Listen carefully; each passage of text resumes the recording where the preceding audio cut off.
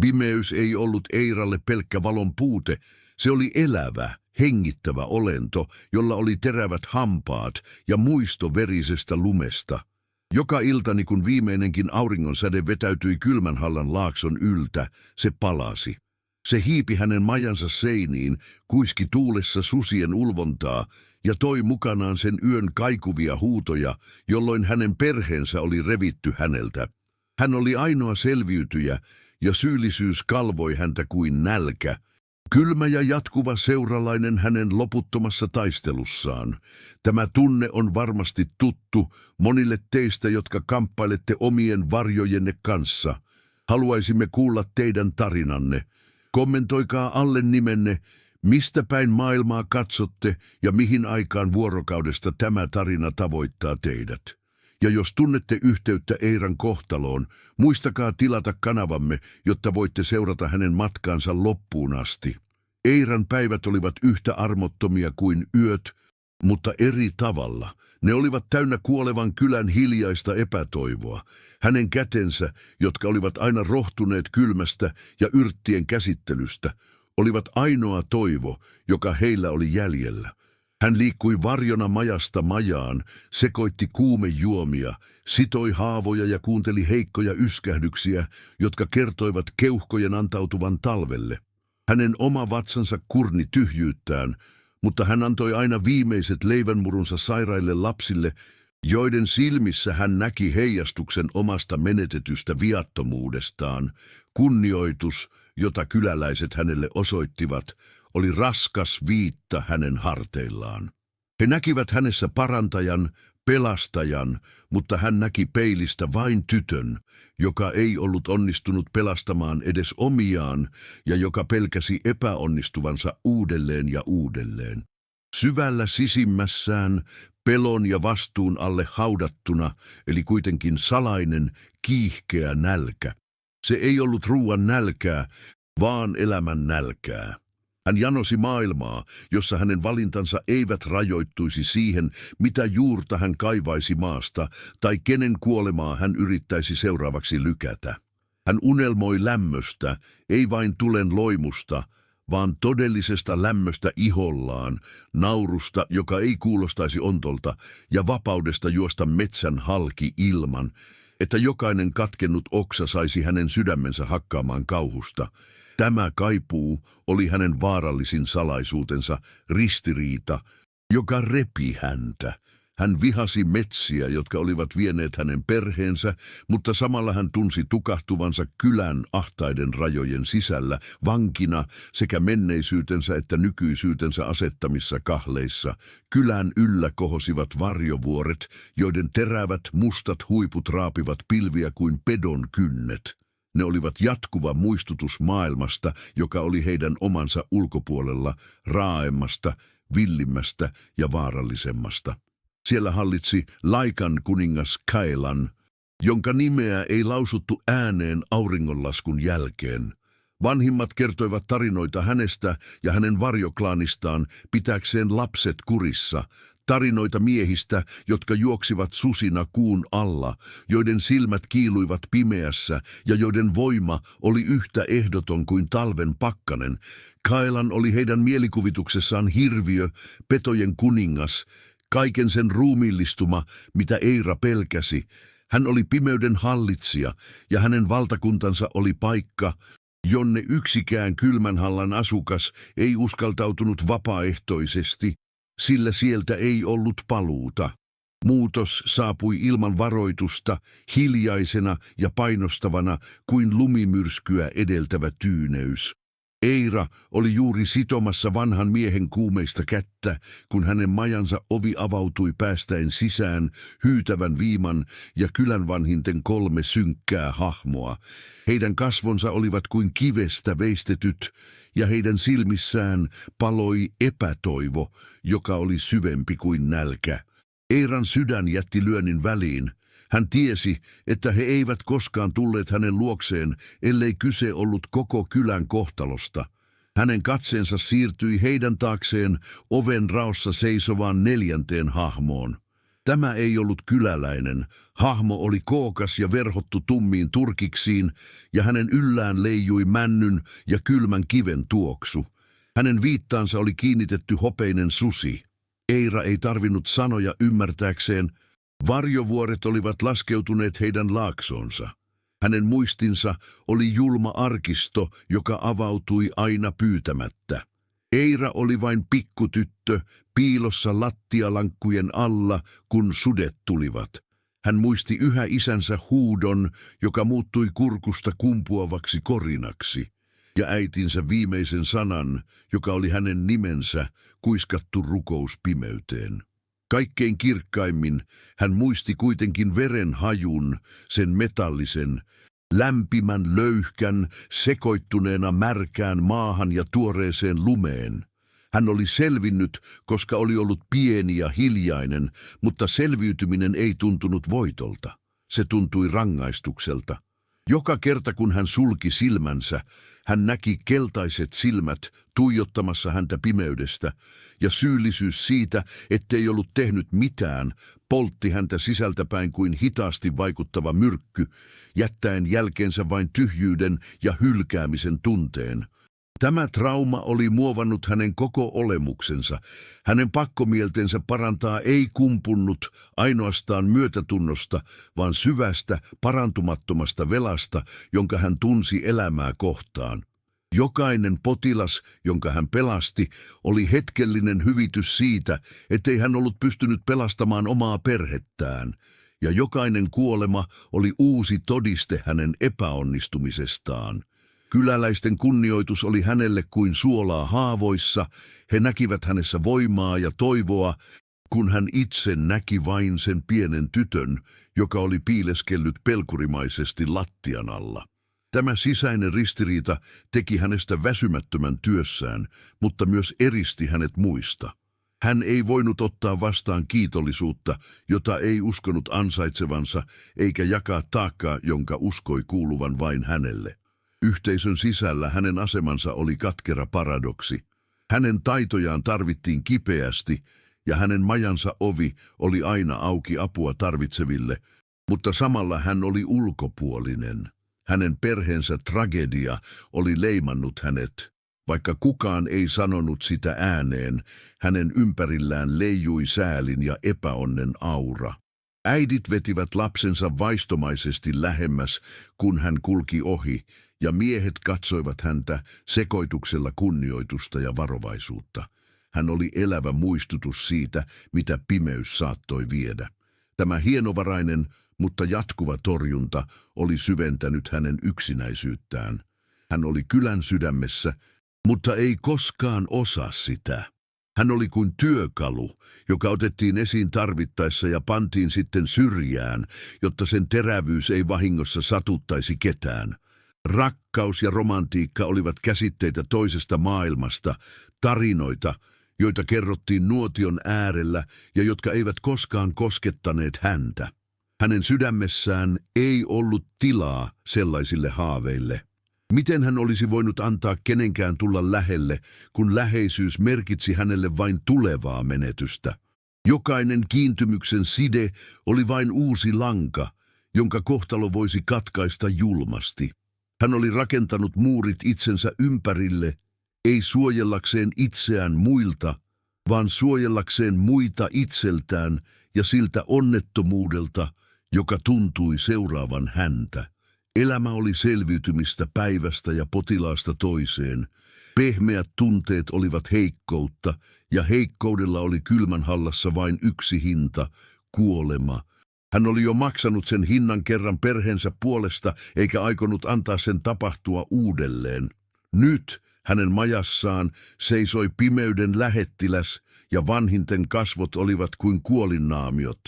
Pelko, joka iski Eiraan, oli vanha ja tuttu, se sama jäätävä kauhu, joka oli lamauttanut hänet vuosia sitten. Se kiertyi hänen sisäelintensä ympärille ja salpasi hänen hengityksensä. Hopeinen susi vieraan miehen viitassa ei ollut vain symboli. Se oli hänen pahimpien painajaistensa ruumiillistuma. Se edusti kaikkea sitä, mitä hän oli vihannut ja pelännyt koko elämänsä. Metsää, petoja, väkivaltaista kuolemaa. Hän katsoi vanhimpia, etsien heidän silmistään edes pientä merkkiä vastarinnasta tai suojelusta, mutta löysi vain tyhjää alistumista. He eivät olleet tulleet pyytämään hänen apuaan. He olivat tulleet luovuttamaan hänet. Se oli petos, joka viilsi syvemmälle kuin mikään fyysinen haava. Vanhin Orin, jonka kädet vapisivat iästä ja epätoivosta, astui esiin. Hänen äänensä oli käheä ja säröilevä, täynnä sanoiksi puettua antautumista.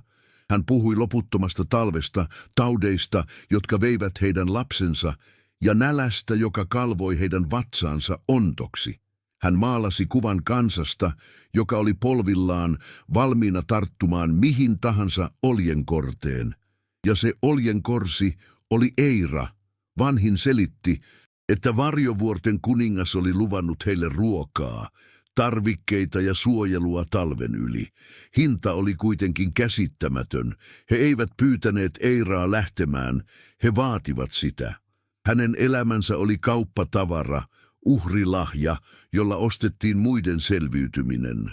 Hänen vuosien palveluksensa, kaikki unettomat yöt ja uhraukset, oli pyyhitty pois yhdessä hetkessä.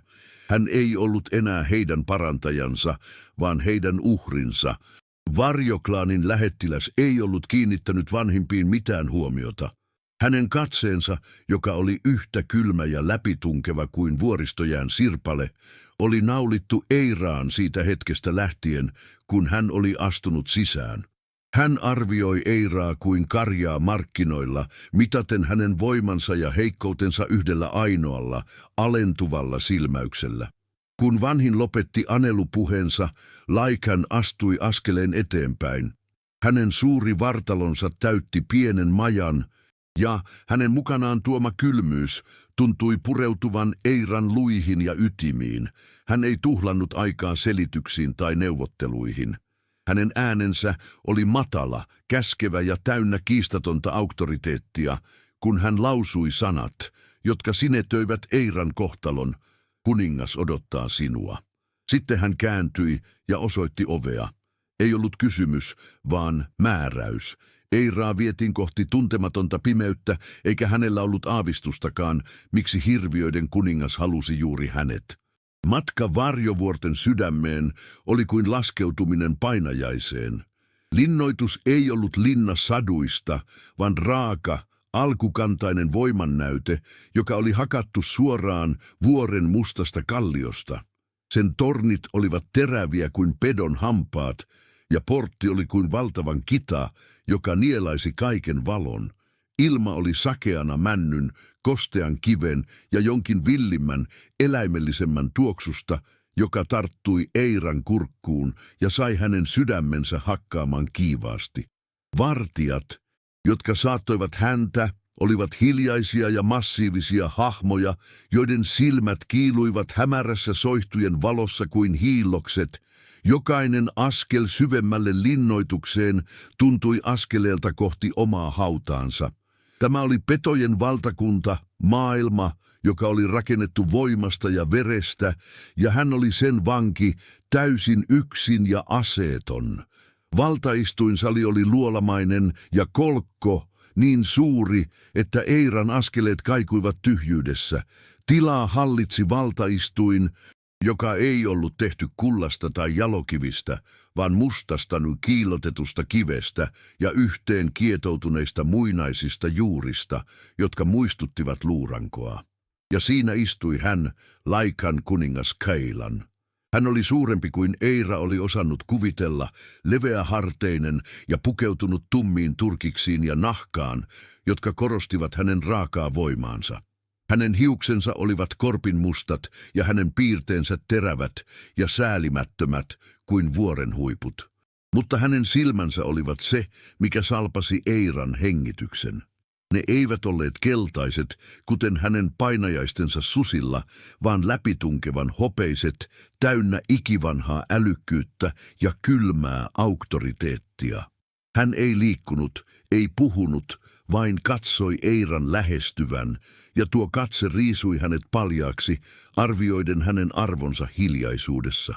Vaikka Cailanin ulkokuori oli liikkumaton kuin kivi, hänen sisällään raivosi myrsky. Hänen leukansa oli jännittynyt, ja hänen kätensä puristivat valtaistuimen käsinojia niin, että rystyset olivat valkoiset. Jokainen hänen hovinsa jäsenen katse poltti häntä. Hän tunsi heidän epäilyksensä, kunnianhimonsa ja pelkonsa. Verikirous oli kuin hitaasti etenevä myrkky, joka heikensi hänen verilinjaansa ja uhkasi syöstä hänen kansansa kaaokseen. Se oli jatkuva taistelu hänen sisällään, peto peton sisällä, joka teki hänestä arvaamattoman ja raaemman kuin hän halusi olla. Hän vihasi tätä heikkoutta, tätä riippuvuutta vanhasta ennustuksesta ja hauraasta ihmistytöstä, joka seisoi nyt hänen edessään. Eira ei ollut hänelle nainen, vaan epätoivoinen uhkapeli, väline hänen kansansa selviytymiseksi, ja se tieto teki hänestä entistäkin kovemman. Valtaistuinsali oli poliittinen ruutitynnyri, Cailanin neuvosto oli jakautunut. Jotkut vanhemmat laikanit seisoivat hänen takanaan, heidän kasvoillaan huolen ja toivon sekoitus. Toiset, nuoremmat ja kunnianhimoisemmat alfat, katsoivat Eiraa avoimen halveksivasti. Erityisesti yksi naaras, jonka tummat silmät olivat täynnä myrkkyä, ei peitellyt vihaansa. Hän oli uskonut paikan kuninkaan rinnalla kuuluvan hänelle, ja Eiran saapuminen oli henkilökohtainen loukkaus. Cailan aisti jokaisen kuiskauksen, jokaisen jännittyneen hiljaisuuden. Hän tiesi tuoneensa ihmisen susien pesään ja asettaneensa kaiken yhden kortin varaan. Jos tämä epäonnistuisi, hänen valtansa murenisi, ja klaanien väliset sodat repisivät hänen valtakuntansa kappaleiksi. Hänen kuninkuutensa oli veitsenterällä, ja Eira oli sekä mahdollinen pelastus että todennäköinen tuho. Lopulta Cailan puhui, ja hänen äänensä oli syvä ja matala jyrinä, joka tuntui värähtelevän kivilattiassa.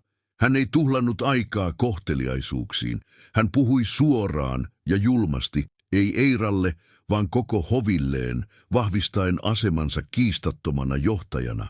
Hän kertoi verikirouksesta, joka oli vitsannut hänen sukuaan sukupolvien ajan, heikentäen heidän voimaansa ja uhaten heidän tulevaisuuttaan. Sitten hän paljasti ennustuksen, joka oli heidän ainoa toivonsa, ihmisnainen, jonka veri kantoi vanhaa voimaa, voisi synnyttää perillisen, joka puhdistaisi heidän verensä ja murskaisi kirouksen. Hänen hopeinen katseensa naulitsi Eiran paikalleen.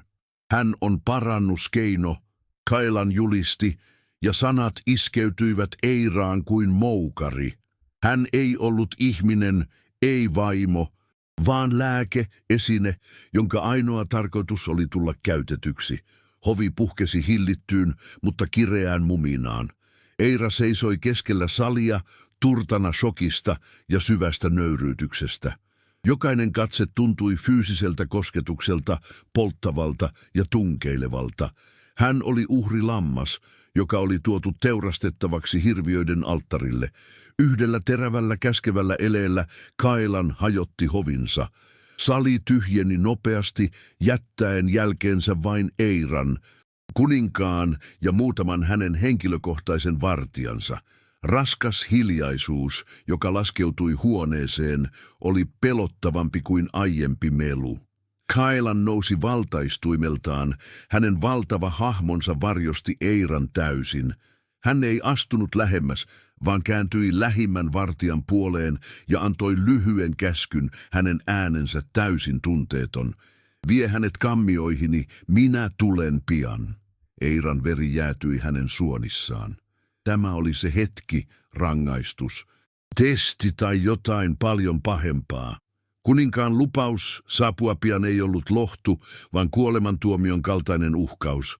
Cailanin kammiot olivat valtavat ja tyhjät, kaiverrettu suoraan vuoren sydämeen.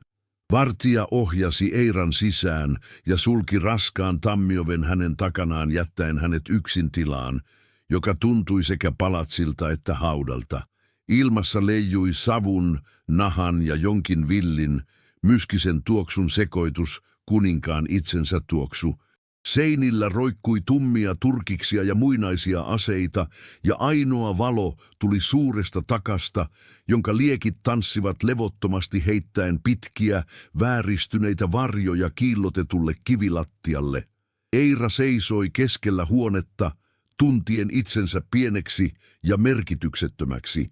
Jokainen sydämenlyönti kaikui hänen korvissaan kuin sotarummun lyönti.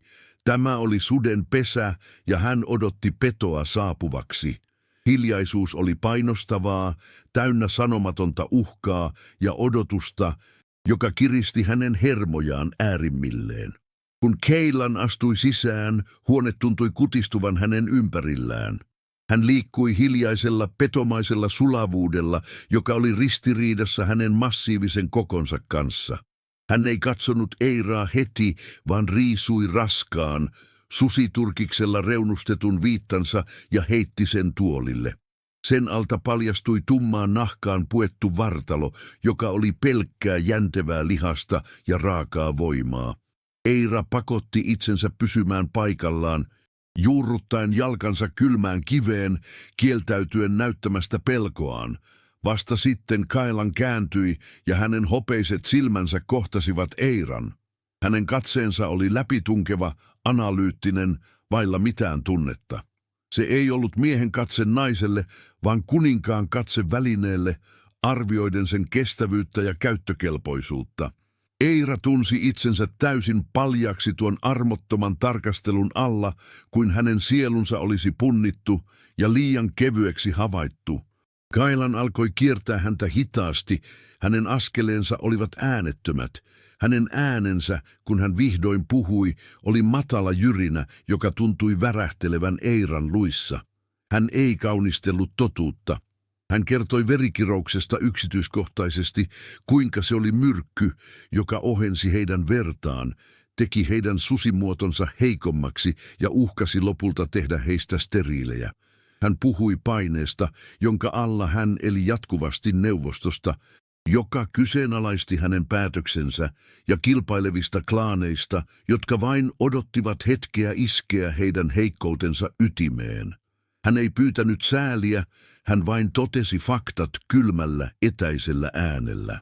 Eira näki hänen kasvoillaan hetken ajan sen musertavan taakan, jonka hän kantoi. Hän ei ollut pelkästään hirviö, vaan kuolevan kansan vankina oleva kuningas, jonka jokainen päätös oli elämän ja kuoleman kysymys. Hän pysähtyi Eiran eteen niin lähelle, että Eira saattoi tuntea hänen kehostaan säteilevän lämmön ja haistaa hänen ihollaan tuulen ja metsän tuoksun. Ennustus ei puhunut kenestä tahansa ihmisnaisesta, Kailan sanoi, hänen hopeinen katseensa porautuen Eiran sieluun. Se puhui parantajasta, jonka veressä uinuu vanha maaemoyhteys, voima, joka on tarpeeksi puhdas vastustamaan kirousta. Hän paljasti, että hänen tiedustelijansa olivat etsineet vuosikymmeniä, ja Eiran selviytyminen susihyökkäyksestä, joka oli tappanut hänen perheensä, oli ollut viimeinen merkki. Se ei ollut sattumaa, vaan kohtaloa. Eiran maailma keikahti. Hänen elämänsä suurin tragedia, hänen jatkuvan syyllisyytensä lähde, ei ollutkaan onnettomuus, vaan todiste hänen arvostaan tälle hirviölle. Se oli julma, käsittämätön ironia, joka sai hänen vatsansa kääntymään. Hänen äänensävynsä muuttui entistäkin kliinisemmäksi, kun hän esitti ehdotuksensa. Minä en tarvitse vaimoa, enkä kuningatarta romantiikan vuoksi. Minä tarvitsen perillisen, hän lausui suoraan ja armottomasti. Tämä ei ole avioliitto, tämä on sopimus. Eiran tehtävä olisi selkeä, tulla raskaaksi ja synnyttää terve lapsi, poika tai tyttö, jonka veri olisi vapaakirouksesta. Kun perillisen terveys olisi varmistettu ja hänen asemansa turvattu, heidän sopimuksensa päättyisi. Hän puhui asiasta kuin se olisi karjankasvatusta tai strateginen sotaliike, täysin vailla inhimillistä lämpöä tai tunnetta. Nöyryytys oli syvä ja polttava. Hänelle Eira ei ollut nainen, vaan pelkkä kohtu, astia, jonka ainoa tarkoitus oli palvella hänen valtakuntansa tarpeita. Hänen koko olemuksensa oli typistetty biologiseen funktioon. Sitten Kaelan esitti oman puolensa sopimuksesta vastineen, jonka hän tiesi Eiran olevan mahdoton hylätä. Vastineeksi palveluksestasi minä takaan Kylmänhallan selviytymisen, hän lupasi, ja hänen äänensä oli täynnä kiistatonta valtaa. Ei vain tämän talven yli, vaan niin kauan kuin minä hallitsen, minä lähetän heille ruokaa, lääkkeitä ja rakennustarvikkeita. Minun soturini vartioivat laaksoa ja suojelevat kansaasi kaikilta uhilta. Hän tarjosi Eiralle kaikkea sitä, mistä tämä oli unelmoinut ja minkä puolesta oli taistellut joka ikinen päivä. Hän tarjosi pelastusta ihmisille, joita Eira rakasti enemmän kuin omaa elämäänsä. Se oli mestarillinen ja julma siirto, joka käytti Eiran omaa vastuuntuntoa ja myötätuntoa aseena häntä vastaan. Hän asetti Eiran kansan kohtalon suoraan tämän käsiin, tehden kieltäytymisestä mahdottoman valinnan. Eiran sisällä myllersi tunteiden sekamelska, raivoa, kauhua ja syvää, katkeraa surua. Keilan oli riisunut häneltä kaiken inhimillisyyden ja nähnyt hänet vain ratkaisuna ongelmaansa. Kyläläiset olivat nähneet hänet uhrina, kukaan ei nähnyt häntä itseään. Mutta raivon alta Keilanin tarjous alkoi itää. Eiran mieleen nousivat kuvat kuumeisista lapsista, nälän riuduttamista vanhuksista ja siitä hiljaisesta epätoivosta, joka oli myrkyttänyt hänen kotinsa ilmapiirin. Hän voisi lopettaa sen kaiken. Yhdellä sanalla hän voisi antaa heille tulevaisuuden. Taakka oli valtava, mutta se oli myös taakka, jota hän oli kantanut koko elämänsä. Hitaasti hän nosti katseensa ja kohtasi Keilanin hopeiset silmät. Pelko ei ollut kadonnut, mutta sen rinnalle oli noussut uusi, teräksinen päättäväisyys. Hän ei antaisi tämän miehen murskata häntä. Raskas hiljaisuus venyi heidän välillään. Kailan odotti hänen kasvoillaan kärsivällisen saalistajan ilme, joka odottaa saaliinsa viimeistä vastarinnan elettä. Mutta Eira ei murtunut. Hän suoristi selkänsä ja nosti leukaansa. Hänen äänensä oli yllättävän vakaa, kun hän puhui. Hyvä on, hän sanoi, ja sana maistui suussa tuhkalta. Ja minä suostun. Keilani kasvoilla käväisi hetkellinen yllätyksen häivähdys. Hän luuli voittaneensa. Mutta Eira jatkoi, ja hänen äänensä voimistui jokaisen sanan myötä. Mutta yhdellä ehdolla. Tämä ei ole uhraus. Tämä on sopimus kahden tasavertaisen välillä. Ja minä vaadin, että kunnes perillinen on syntynyt, minua kohdellaan paitsi kuningattarenanne, myös yhtenä teistä. Minä opin teidän tapanne, minä harjoittelen teidän kanssanne, enkä minä piiloudu varjoihin. Minä en ole teidän lääkkeenne. Minä olen teidän kuningattarenne. Kailanin hopeisissa silmissä välähti jotain odottamatonta Eiran uhmakkaan vastaehdotuksen jälkeen, ei suuttumusta, vaan hetkellinen, lähes huomaamaton kunnioituksen pilkahdus. Hän oli odottanut kyyneleitä tai alistumista, ei ehtoja. Tämä nainen, tämä hauras ihmisparantaja, ei ollutkaan murtunut. Hän oli taipunut, mutta hänen sisällään paloi yhä teräksinen ydin. Kuningas ei hymyillyt. Hänen kasvonpiirteensä pysyivät yhtä kovina kuin vuorenkivi, mutta hän nyökkäsi kerran, terävästi ja lopullisesti. Hyväksytty, hänen matala äänensä jyrähti salissa ja sana sinetöi heidän sopimuksensa. Ei ollut aikaa valmistautua tai epäröidä. Seremonia, tai pikemminkin sitova rituaali, pantaisiin toimeen välittömästi. Äkillisyys oli taktiikka, joka riisui Eiralta viimeisetkin mahdollisuudet paeta tai muuttaa mieltään, sitoen hänet kohtalonsa ennen kuin hän ehtisi täysin käsittää päätöksensä musertavaa painoa. Seremonia ei muistuttanut mitään, mitä Eira oli koskaan nähnyt tai kuullut.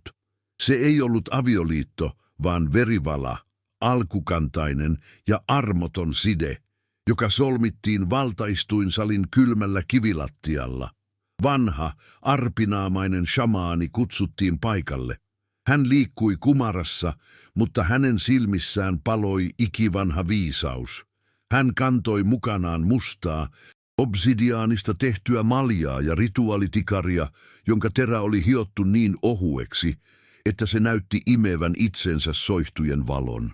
Hoviväki kerääntyi heidän ympärilleen hiljaiseksi, jännittyneeksi piiriksi. Ilma oli sakeana suitsukkeiden, kuivuneen veren ja odotuksen raskaasta tuoksusta. Eira seisoi siinä, yllään yhä matkavaatteensa, tuntien itsensä täysin vieraaksi ja alastomaksi tämän julman ja muinaisen perinteen edessä. Tämä ei ollut kahden ihmisen liitto. Tämä oli kahden maailman, kahden verilinjan törmäyskurssi. Jokainen katse hovissa oli kuin nuolenpää, joka porautui Eiran ihoon. Nuoremmat, kunnianhimoiset alfat seisoivat kädet puuskassa. Heidän ilmeensä olivat sekoitus halveksuntaa ja uteliaisuutta. He näkivät hänessä vain heikkouden, saastan heidän ylpeässä veressään, ja heidän silmänsä seurasivat Kailanin jokaista liikettä, etsien merkkejä siitä, että heidän kuninkaansa oli tehnyt virheen. Erityisen myrkyllisesti häntä tuijotti Lyra, tummahiuksinen Laikan naaras, jonka Eira oli aiemmin huomannut. Hänen vihansa oli niin käsin kosketeltavaa, että se tuntui melkein fyysiseltä voimalta. Se oli naisen viha, joka oli uskonut paikan kuninkaan rinnalla kuuluvan hänelle, ja joka oli nyt menettänyt sen tälle mitättömälle ihmiselle. Eira tunsi olevansa kuin eläin, jota tarkastellaan ja arvioidaan, ja hän tiesi, että pieninkin virhe tai heikkouden merkki käytettäisiin häntä vastaan armotta. Shamaani aloitti laulunsa, hänen äänensä oli matala ja karhea kuin kiven vieriminen vuoren rinnettä alas. Se oli muinainen kieli, täynnä kurkkuäänteitä ja sanoja, jotka tuntuivat värähtelevän Eiran luissa ja ytimissä. Hän kohotti tikarin ja lähestyi Kaelania. Ilman hetkenkään epäröintiä Keilan ojensi kämmenensä. Shamaani teki nopean, tarkan viilon hänen ihonsa halki. Tumma, lähes musta veri helmeili haavasta, mutta kuningas ei edes räpäyttänyt silmiään. Hänen kasvonsa olivat kuin kivestä veistetty naamio. Sitten shamaani kääntyi Eiran puoleen, tikari kohotettuna. Eiran sydän jysähti hänen kurkkuunsa. Pelko, kylmä ja terävä, iski häneen täydellä voimalla. Hän pakotti itsensä seisomaan suorassa, kieltäytyen perääntymästä, vaikka hänen koko kehonsa huusi häntä pakenemaan. Tämä oli ensimmäinen hänen monista tulevista testeistään.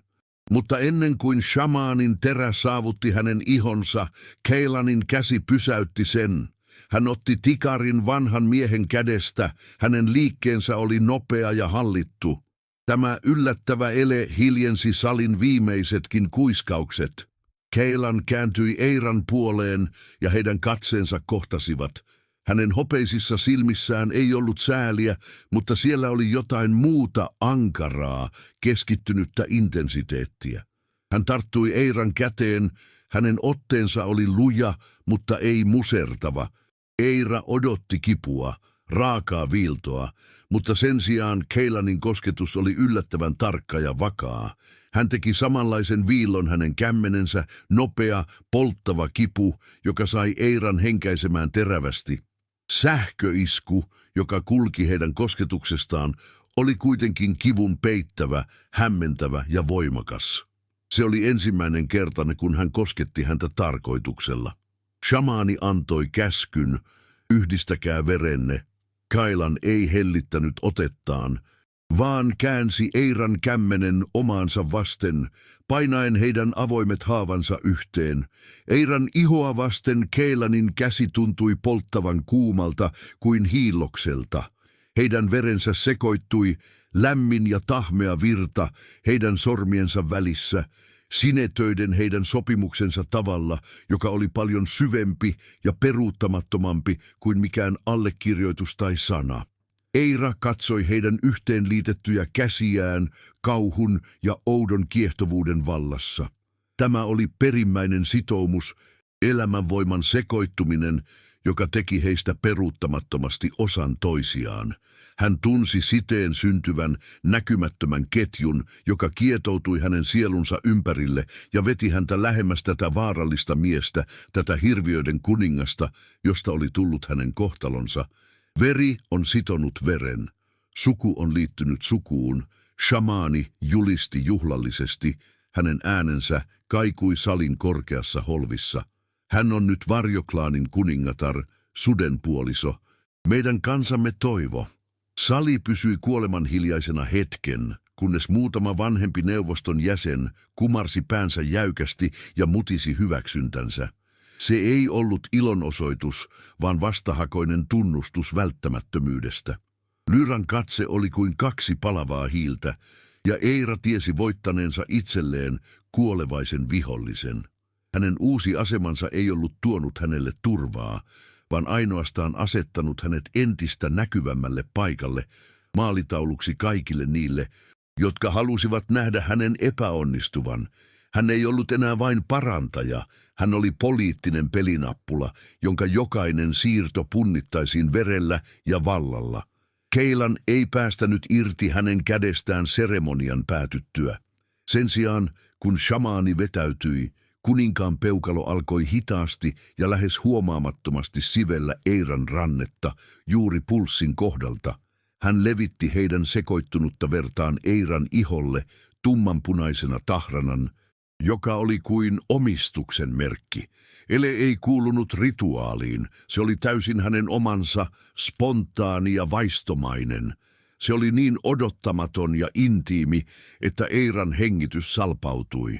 Tuo yksinkertainen kosketus, peukalon hidas ja lämmin liike hänen herkkää ihoaan vasten, oli hämmentävämpi ja pelottavampi kuin mikään aiempi uhka. Se oli hiljainen viesti, joka ylitti heidän kylmän sopimuksensa rajat ja vihjasi jostain paljon monimutkaisemmasta ja vaarallisemmasta, joka oli heräämässä heidän välillään. Hän käänsi Eiran kokonaan itseään kohti, heidän veriset kätensä olivat yhä lukittuina toisiinsa heidän välissään. Salin äänet, soihtujen rätinä ja hovin kuiskaukset vaimenivat kaukaisiksi. Oli vain Kaelan ja hänen läpitunkeva hopeinen katseensa, joka tuntui näkevän suoraan Eiran sieluun, kaikkiin hänen pelkoihinsa ja salaisiin toiveisiinsa. Nyt sinä olet minun, hän sanoi. Hänen äänensä oli matala jyrinä, joka oli tarkoitettu vain Eiran korville. Sanat eivät olleet julma julistus omistajuudesta, kuten Eira oli pelännyt. Niissä oli jotain syvempää, painavampaa, peruuttamattoman siteen vahvistus. Se oli lupaus ja uhka samassa paketissa, tunnustus siitä, että heidän kohtalonsa olivat nyt kietoutuneet toisinsa verellä, ja siitä ei ollut paluuta kummallekaan heistä. Sitten Keilan kumartui, Eira jähmettyi. Hänen kehonsa jännittyi odottaen julkista, omistavaa suudelmaa, voiman näytettä hänen hovinsa edessä. Mutta hänen huulensa eivät koskaan kohdanneet Eiran omia. Sen sijaan, käsittämättömän hellästi, hän painoi suunsa Eiran kämmenessä olevaa tuoretta haavaa vasten. Lämmin, pehmeä kosketus polttavaa kipua vasten oli shokki, joka lamautti Eiran aistit. Se oli petoeläimen ele, joka maistoi uhriaan, mutta samalla siinä oli outoa, lähes kunnioittavaa arkuutta. Sekava aalto kuumuutta ja kauhua pyyhkäisi Eiran läpi, jättäen hänet vapisemaan. Tämä ei ollut osa sopimusta, tämä ei ollut politiikkaa. Se oli jotain alkukantaista, vaistomaista ja pelottavan henkilökohtaista. Heidän kylmä ja laskelmoitu liittonsa oli juuri saastunut jollain, mitä kumpikaan heistä ei voinut hallita. Elämä linnassa asettui outoon, jännittyneeseen rutiiniin. Päivät olivat täynnä opintoja ja velvollisuuksia, mutta yöt olivat kaikkein vaikeimpia. Eira ja Kaelan jakoivat samat kammiot, valtavan tilan, joka tuntui sekä vankilalta että pyhäköltä. He eivät puhuneet paljoa. Hiljaisuus heidän välillään oli raskaampaa kuin kivi, täynnä sanomattomia kysymyksiä ja vaistomaista varovaisuutta.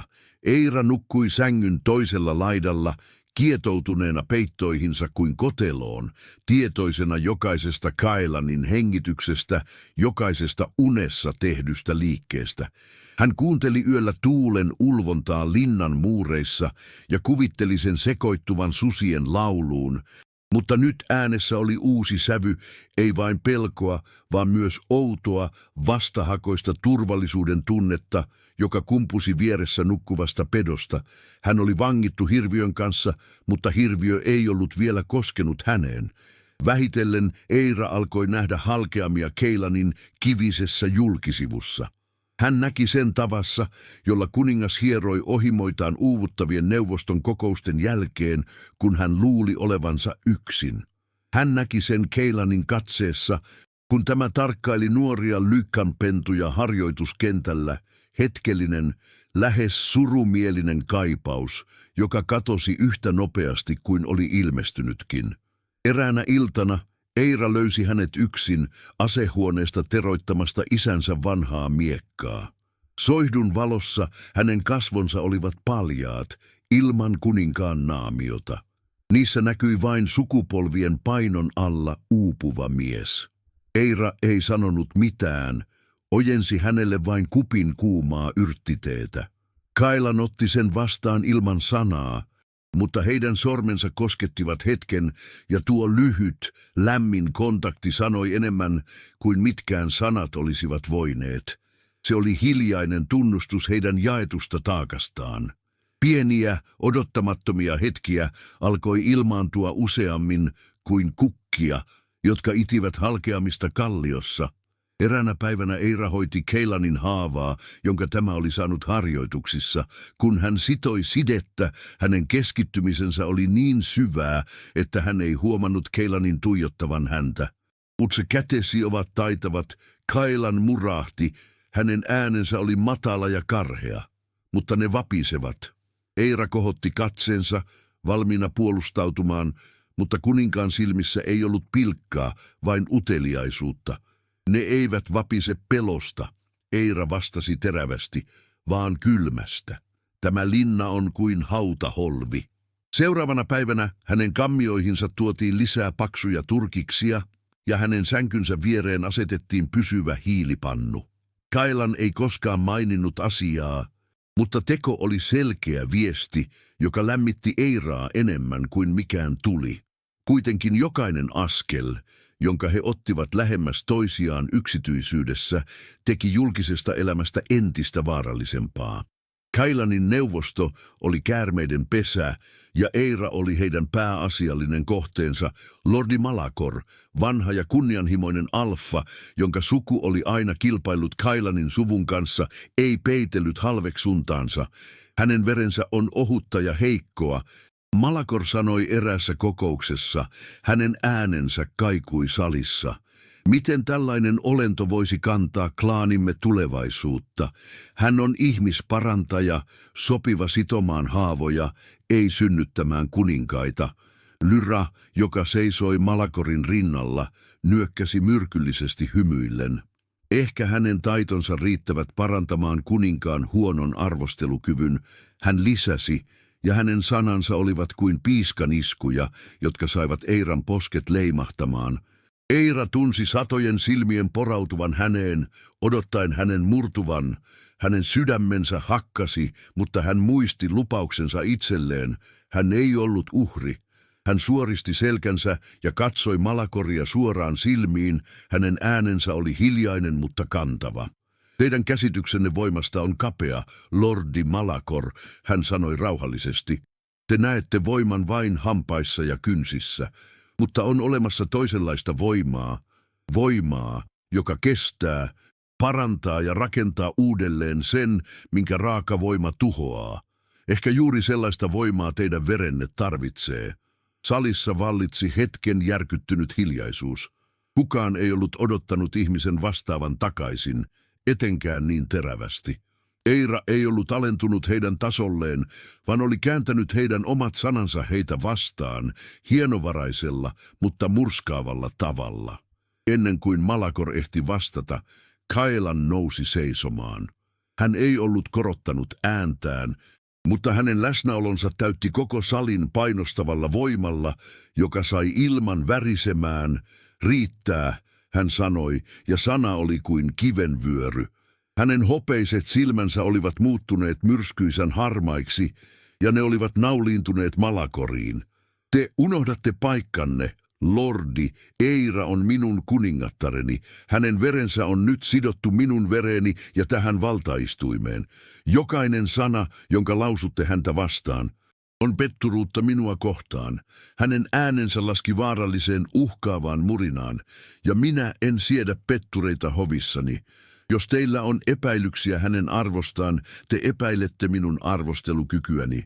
Ja jos te epäilette minua, te voitte haastaa minut tähän paikkaan ja aikaan. Mutta varoitan teitä, minä en ole yhtä armollinen kuin kuningattareni. Salin lämpötila tuntui putoavan useita asteita. Malakor kalpeni ja kumarsi päänsä nopeasti. Anteeksi kuninkaani. Sanani olivat harkitsemattomia. Mutta vahinko oli jo tapahtunut. Cailanin julkinen puolustus oli ollut enemmän kuin kuninkaan velvollisuus. Se oli ollut henkilökohtainen. Hänen raivonsa oli ollut aitoa, petoeläimen raivoa, joka puolusti puolisoaan. Hän oli vetänyt selvän rajan hiekkaan. Eira ei ollut vain väline, hän oli osa häntä. Eira katsoi miestään, joka seisoi hänen edessään kuin murtumaton kilpi, ja hänen sydämessään liikahti jotain syvää ja hämmentävää. Hän oli ensimmäistä kertaa elämässään tuntenut jonkun suojelevan häntä niin ehdottomasti. Se tunne oli pelottavampi ja voimakkaampi kuin mikään nöyryytys, jonka hän oli juuri kokenut. Sinä iltana heidän kammioidensa hiljaisuus oli erilaista. Se ei ollut enää kiusallista tai etäistä, vaan sähköistä ja täynnä lausumattomia tunteita. Cailan seisoi takan edessä, hänen selkänsä oli Eiraan päin, mutta hänen hartioidensa jännitys paljasti hänen sisäisen myllerryksensä. Eira astui lähemmäs, hänen sydämensä pamppaillen. Miksi teit sen? Hän kysyi hiljaa. Miksi puolustit minua niin kiivaasti? Cailan kääntyi hitaasti. Soihdun valo leikki hänen kasvojensa ankarilla piirteillä. Koska he olivat väärässä, hän sanoi yksinkertaisesti, ja koska hyökkäys sinuun on hyökkäys minuun, me olemme sidottuja toisiimme, Eira, piditpä siitä tai et. Hänen katseensa oli niin voimakas, että Eiran oli vaikea hengittää. Hän näki siinä muutakin kuin vain sopimuksen ehdot. Hän näki omistushalua, ylpeyttä ja jotain syvempää, jolle hän ei uskaltanut antaa nimeä. Eira seisoi siinä Cailanin intensiivisen katseen alla, ja hänen mielessään pyöri yksi ainoa vaarallinen kysymys. He olivat solmineet sopimuksen kylmän ja laskelmoidun kaupan selviytymisestä. Hän oli parannuskeino ja hän oli pelastaja. Mutta se, mitä hän oli nähnyt tänään neuvoston salissa, ja se, mitä hän tunsi nyt heidän välillään värähtelevässä ilmassa, ei kuulunut sopimukseen. Se oli jotain muuta. Se oli raakaa, vaistomaista ja pelottavan todellista. Olemmeko me todella vain teeskentelemässä? Ajatus iski häneen kuin salama. Oliko tämä kaikki vain roolia, jota he näyttelivät hoville ja itselleen, vai oliko tämän pakotetun liiton alle, veren ja velvollisuuden alle, alkanut kasvaa jotain aitoa, jotain, mitä kumpikaan heistä ei ollut odottanut tai halunnut? Cailan otti askeleen lähemmäs, rikkoen heidän välisen turvallisen etäisyyden.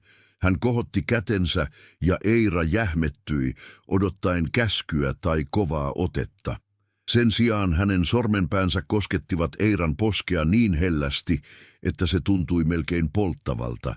Hänen karkea peukalonsa silitti Eiran ihoa, pyyhkien pois näkymättömän jäljen Malakorin sanoista. Sinä et ole heikko, Eira, Cailan sanoi. Hänen äänensä oli matala jyrinä, joka oli tarkoitettu vain heille kahdelle.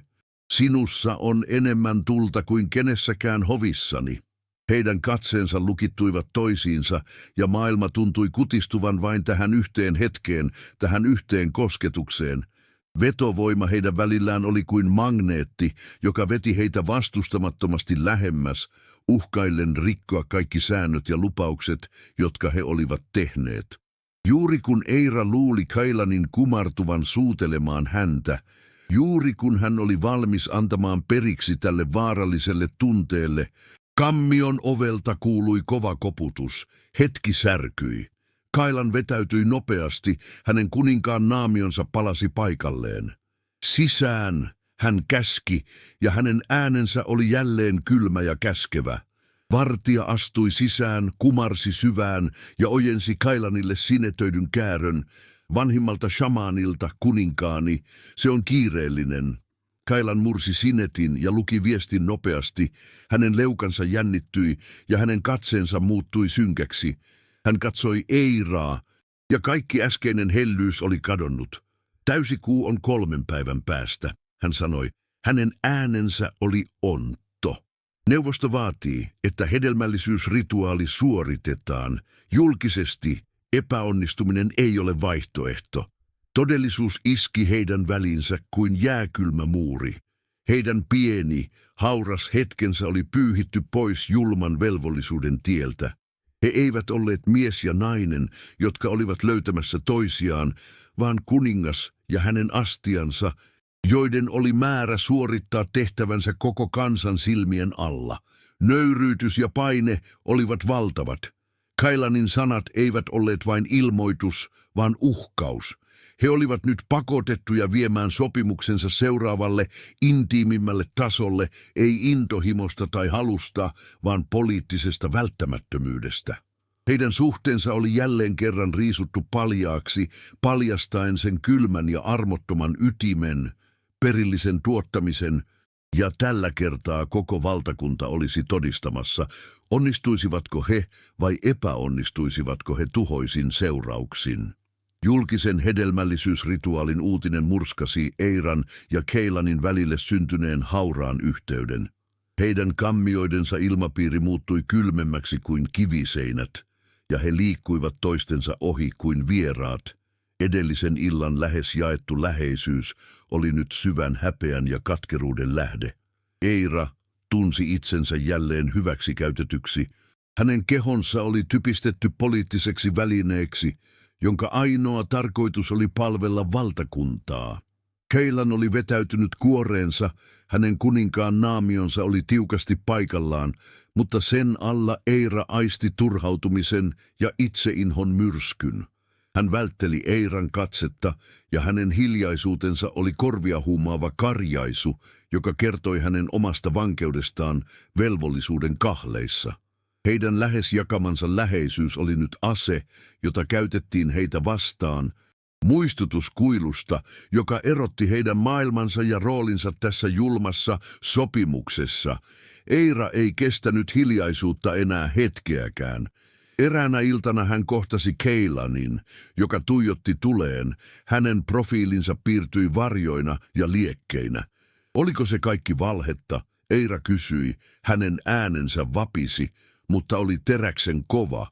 Puolustuksesi neuvostossa, sanasi, kosketuksesi, oliko se kaikki vain alkusoittoa tälle?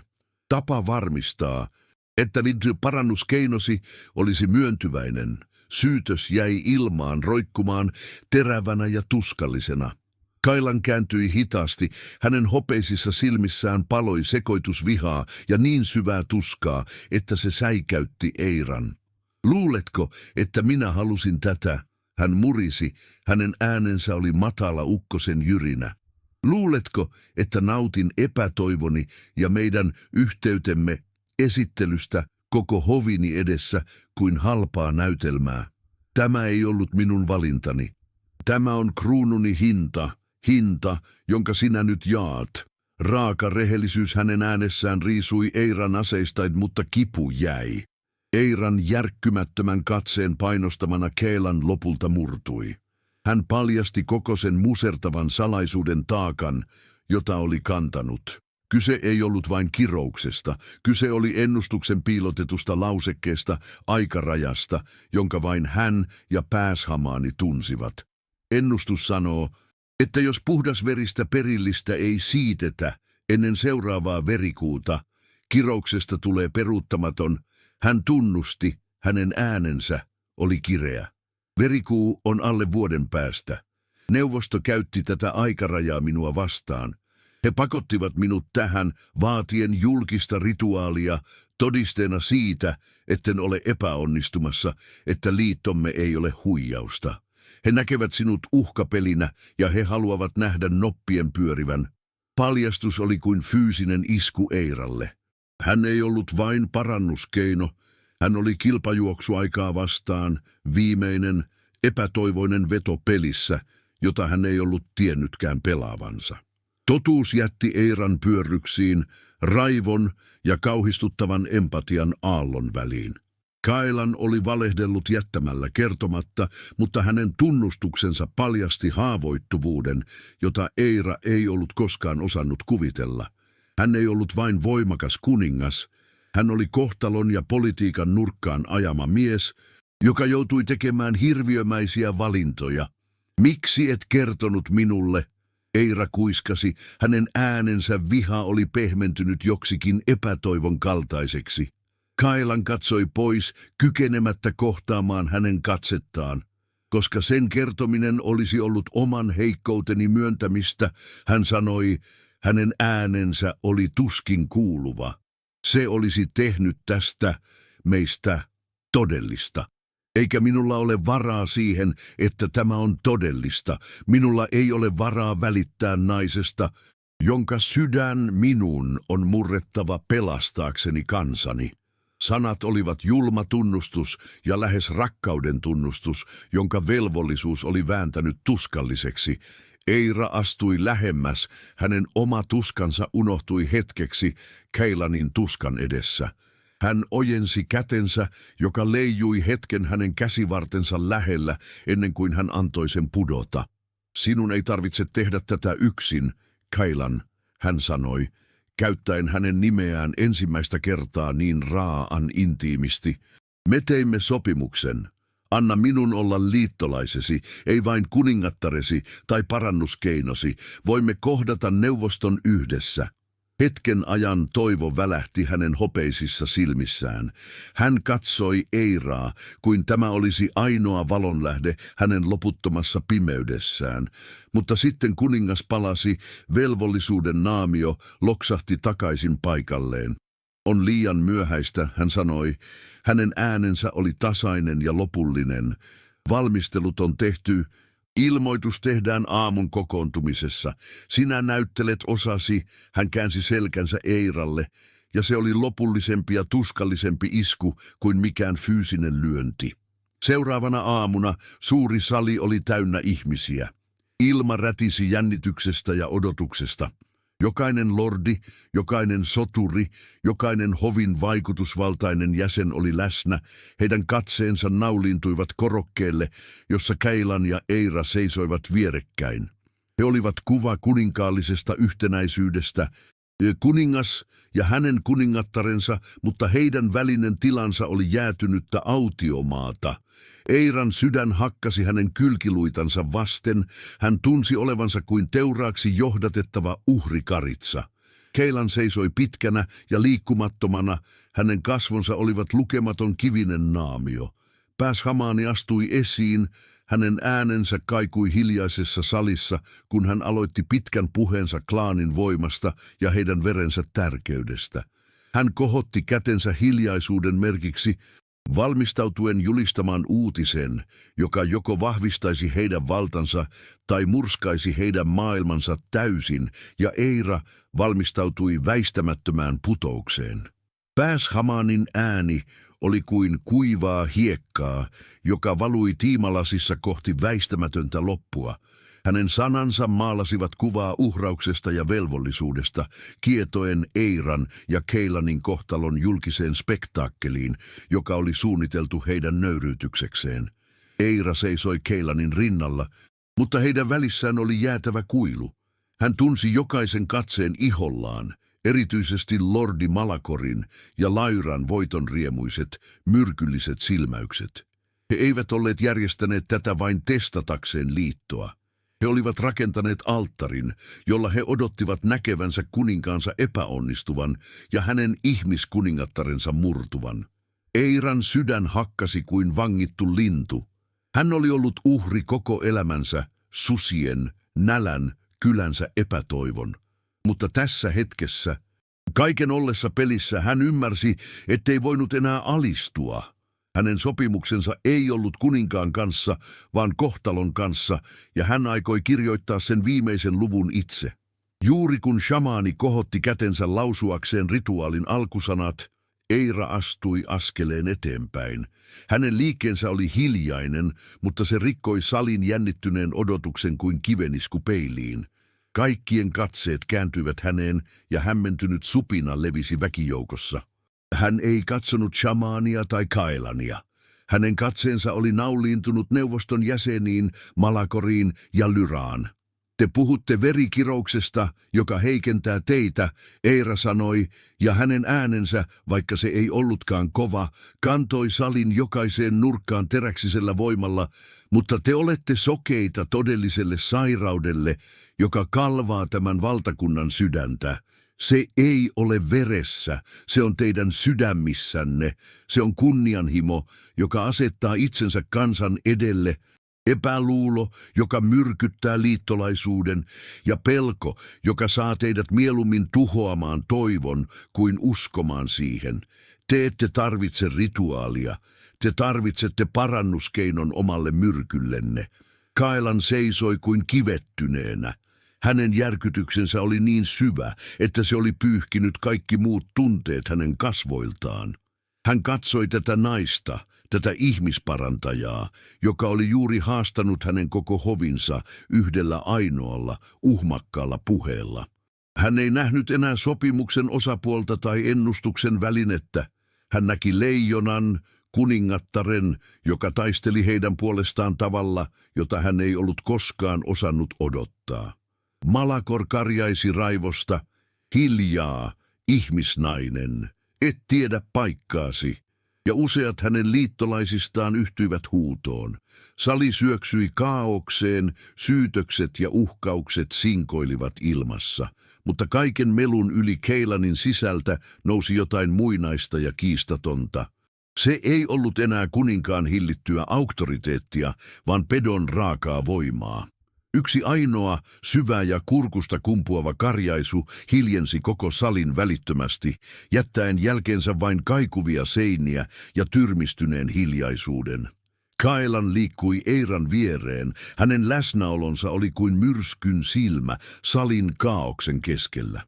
Hän asetti kätensä Eiran selälle, ja se ei ollut vain tuen ele, se oli julistus.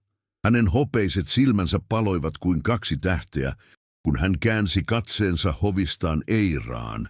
Kaikki kuninkaan ankaruus oli sulanut pois, ja sen tilalla oli jotain niin raakaa ja paljasta, että se salpasi Eiran hengityksen. Hän on oikeassa, Kaelanin ääni jyrähti, mutta tällä kertaa se oli täynnä syvää tunnetta. Olen etsinyt parannuskeinoa verelleni, kun minun olisi pitänyt etsiä sitä sielulleni. Hän kääntyi takaisin hovinsa puoleen, hänen äänensä pehmeni, mutta sen voima vain kasvoi. Ennustus ei koskaan puhunut vain parannuskeinosta. Se oli vain osa, jonka pelkurit uskalsivat kuulla. Koko totuus on, että kirous murtuisi vain, kun Varjoklanin kuningas löytää sielunkumppaninsa, toisen puoliskonsa, jonka rakkaus on voimakkaampi kuin mikään veri. Paljastus iski saliin kuin salama, jättäen jälkeensä vain tyrmistyneen hiljaisuuden. Kaelan ei kuitenkaan enää välittänyt heistä. Hänen maailmansa oli kutistunut vain tähän naiseen, joka seisoi hänen edessään, katsoen häntä silmillä, jotka olivat täynnä kyyneleitä ja uskomatonta voimaa. Hän kohotti kätensä ja kuppasi Eiran kasvot. Hänen karkea peukalonsa pyyhki hellästi yhden kyyneleen. Minä valitsen sinut, Eira, hän sanoi. Hänen äänensä oli nyt vain heille kahdelle tarkoitettu matala, värisevä kuiskaus. En sopimuksen vuoksi, en ennustuksen vuoksi, enkä kruununi vuoksi. Minä valitsen sinut, koska sinä olet minun sydämeni, minun sieluni, ja ilman sinua olen vain tyhjä kuori. Ja sitten koko hovinsa, vihollistensa ja liittolaistensa edessä hän kumartui ja suuteli häntä.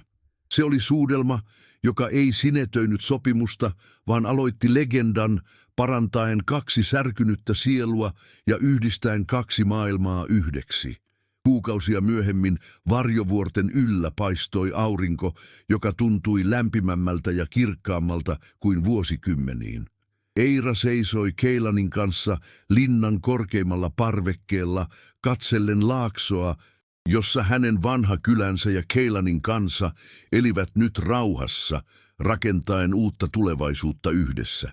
Tuuli leikitteli hänen hiuksillaan ja Keilanin käsi lepäsi hellästi, mutta suojelevasti hänen pyöristyneellä vatsallaan. Heidän perillisensä rakkaudesta eikä velvollisuudesta siitetty oli lupaus uudesta ajasta. Verikirous oli haihtunut kuin aamukaste auringossa, korvautunut siteellä, joka oli paljon voimakkaampi. He eivät olleet kuningas ja hänen parannuskeinonsa, vaan mies ja nainen, jotka olivat löytäneet toisistaan sen, mitä eivät tienneet etsivänsä, kodin.